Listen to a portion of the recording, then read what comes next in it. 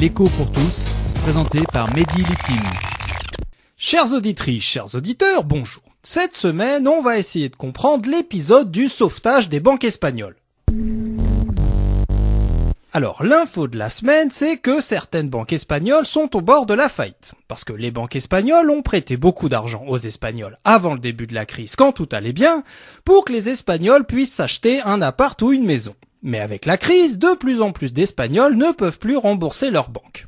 Résultat, les banques espagnoles ont perdu tellement d'argent qu'elles sont au bord de la faillite et qu'elles doivent faire appel à leur État qui est méchant quand tout va bien et qui est gentil quand tout va mal. Oui, mais voilà, l'État espagnol lui-même n'a plus d'argent.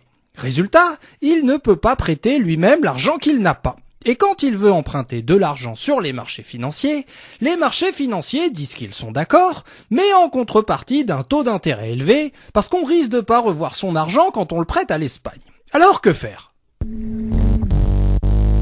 Eh bien, la première possibilité, c'est de demander à la BCE, la Banque Centrale Européenne, qui est censée être prêteur en dernier ressort, qu'elle accepte de prêter de l'argent aux banques espagnoles. Mais la BCE a refusé, parce que la BCE veut bien prêter des dizaines de milliards à un taux d'intérêt très bas aux banques qui font des bénéfices, mais elle préfère pas prêter aux banques qui vont mal. Alors, il y avait une deuxième solution, d'après laquelle les banques espagnoles, au bord de la faillite, ne seraient plus aidées par la BCE, mais par l'Europe, c'est-à-dire par les pays d'Europe les plus riches. Et l'avantage de cette solution, c'est que les prêts sont consentis aux banques espagnoles directement et pas à l'État espagnol. Du coup, la dette de l'État espagnol n'augmente pas. Oui, mais voilà, Merkel, cette solution, elle en voulait pas.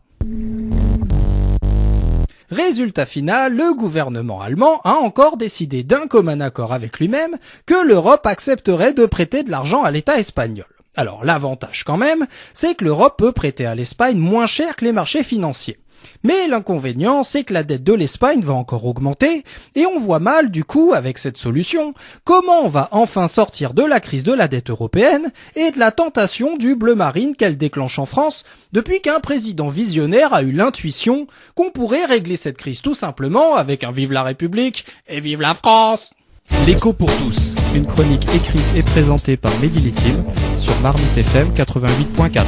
Vous pouvez nous contacter pour réagir à cette chronique sur marmitefm.canalblog.com.